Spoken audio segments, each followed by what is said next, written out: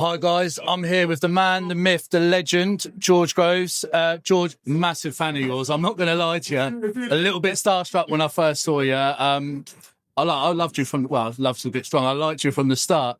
How does it feel when you have fans who get starstruck like me meeting you?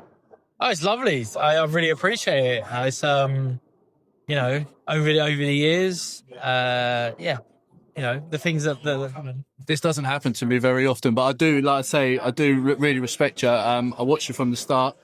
And you did have an amazing career, to be honest, didn't you? Thank you. Yeah, no, we did. I had in some ways a short career, 10 years, but I've managed to fit in a lot in those 10 years. I think a year, maybe it ain't the same now, but a year or so ago, I was involved. I was either main event or chief support for the most amount of pay-per-view fights on Sky. I headline a pay-per-view show on ITV. I managed to win a domestic title in 9 fights. I headlined the O2 against James DeGale in my 11th fight and headlined a pay-per-view for a British title fight. So there was a fight you had in front of a couple of thousand people. Carl Froch has mentioned it on a rare occasion. Post-war attendance record for boxing, 80,000 fans descended into Wembley Stadium, and it could have been double that. That fight was huge, and that's for a lot of people that's a core memory, and for me, something that for a long time I was shy about. I was resentful of, but now I can actually look back and be proud that I lost that fight, but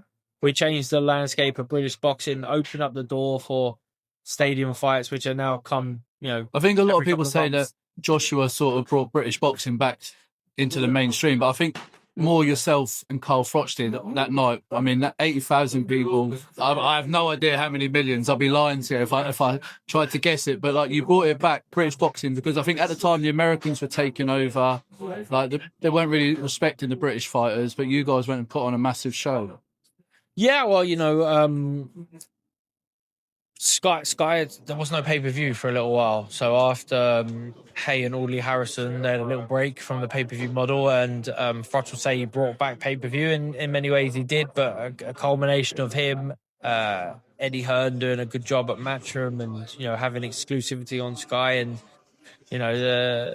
but what really changed the game was obviously a British rivalry that rivaled Eubank and Ben. Yeah. And it caught fire, which happened just at the right time in my career and in Carl's career.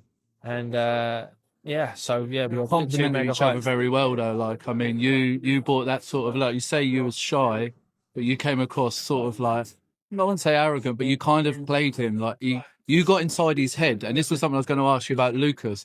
Have you been teaching him the tactics of getting inside your opponent's head? Yeah, it's.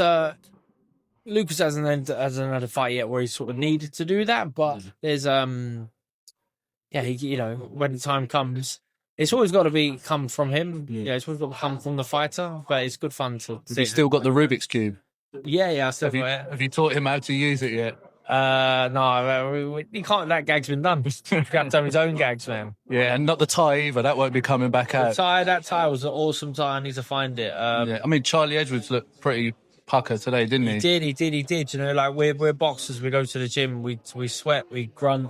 We wear tracksuits. So if someone gives you an opportunity to dress smart, you should dress smart. And if you're 22 years of age, like I was at the time, you put on a Larry tie. Handsome ginger guy. It's called, very handsome, very ginger. I know, mate. It's a cross I've had to bear myself. You should be wearing a tie right now. If you want to stand out from these other journos, which you don't, you look like the rest of them. Yeah, you should be wearing peacock effects. You should have a nice Larry tie. For my next interview, I'll get a tie. Thank you for that. There you go. Let's talk a little bit about Lucas. How's camp been for him? Fantastic. Brilliant camp. He's trained hard, as always.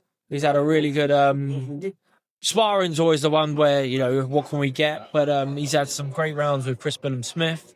Yeah. So we went over his gym a couple of times, and Chris brings the heat.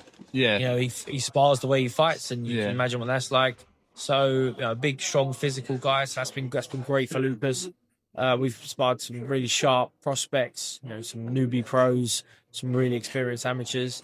And it's just everything's been good, been great. It's all comes together in the last sort of week or so. and mixing in with this hot weather that we've had this week, I'm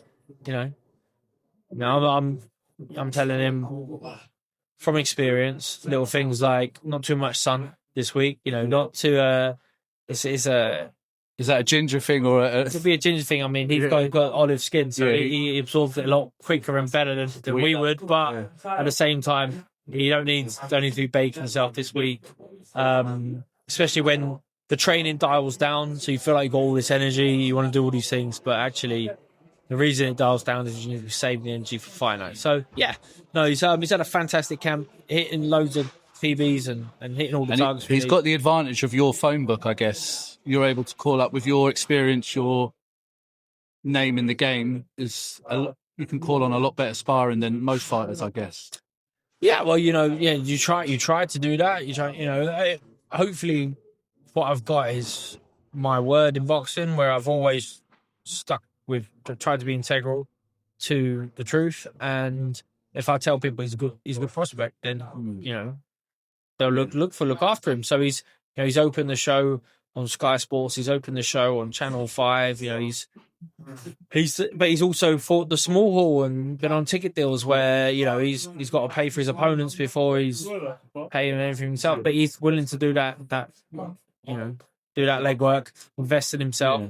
And he is a prospect with a good name, so his opponents are not cheap. Yeah. But he's at a stage now where he is in really good position. Less than 18 months into his pro career, and about to become 9-0 and ready to challenge the titles. So as a coach now, and you said he was sparring Chris Smith, how hard is it to find the right sparring or level of sparring to progress him at the right time? Yeah, it's tough. It can be really tough. Obviously, things going to get tougher because once he gets to that point where he could be a potential opponent real soon, then he's in trouble. But you got to then pay for sparring to come in. Yeah. But we've done well, and he's strong and he's fast and he's fit. He can move around with the heavyweights, which he's done. It's a challenge, but so far so good. And without looking past your opponent on Friday, what is the future for him in your eyes? I think it'll be challenging for a major title by the end of the year. We're sort of just a little bit behind the rankings wise of Hedges and Pat Brown. Looks like they're going to be fighting for the vacant British, but I don't know. We've got the Commonwealth right now. I think that might still be Alloys Jr. or someone like that. But he's on the up, and I expect him, and he's expecting me to provide him with opportunities to challenge for titles in the very near future. This will be his third 8-rounder. Yeah. But once you've done 8, you can do 10. If you do 10, you can definitely do 12. Yeah. So, we're there. We're getting there. I mean, that name, Pat Brown, he's a big name now, isn't he? He's on the way up. He's Pat Brown, really good fighter, vastly experienced amateur. I know he was like part of the GB setup, and I don't know if he went to the Olympics or not, but he was obviously and as a pro, he's done really well. And they've matched him hard, obviously, because he's a fully grown man with experience. So their paths are certainly going to collide at some point, because I can see him rising to the top just like Lucas will. Yeah. So just before we end this, like you said then, about yourself, you had to manage yourself at one point in your career. Now you're managing a fighter. How does that feel for you as opposed to fighting now? What joy or benefits and fears does that bring you? Yeah, it's not an easy job by any stretch of the imagination, but I have, I was even before I was self-managed, I was a fighter who liked to be aware of what's going on, and I grew up in the David Hayes slip streams. I watched him, self-manage and self-promote himself, be part of the pay-per-view machine, understand the business side as well as the athletic side, as well as like the fan side. So I was a fan then. I was in with the fans. I was watching as a fan. Hey, and then did the same thing myself. And with Lucas, just got to guide him fight him along the same way. You can't help but be a little bit more protective because when it's you're fearless, whereas he can stay fearless, I'll stay protective. But at the same time, we're not skin. Yeah. We're not desperate. Yeah. We can do what we want, right? He can go. He will go to the top. Yeah. We've boxed, I think, on 7 different promoters' shows, and he's had 8 fights. Yeah. He's and we've got fantastic relationships. Hopefully, with all of them. Yeah. Whether it be Wassman that's now Misfits, whether that's with Boxer, whether that's with Nielsen Boxing, with TM14, whether that's with any of those guys. So yeah, we're good. We're gonna keep on keep on working hard. He's gonna be a product of the old school where you turn pro, you're in real fights, you put yourself out there, you never shy away from an opportunity, and your following will grow because of it. So, and before I let you go, this is a personal question for myself. When's the podcast coming back? Yeah, podcast with Deck. I missed Deck. Got to get Deck back. I was there at Hammersmith as well for the live one. Did you come to the live one? Yeah. Quality. Yeah. So, Shepherd's Bush Empire. Amazing night. Should have done it again this year. Could have tried to get the gal down for a 15-year anniversary. Yeah. But, no. Yeah. Yeah, me and Deck, we're cool. But it's been a little bit tough. Obviously, he's got his bit. He's working with the ring. I'm doing my Lucas bit. I'm concentrating on my YouTube channel now, which is, looking ahead and reviewing the big fights. A few boxing tips and tutorials along the way to plan it out. Well. Yeah, that's it. And we're trying to get Deck involved as well. Thank you very much, my man. Cheers.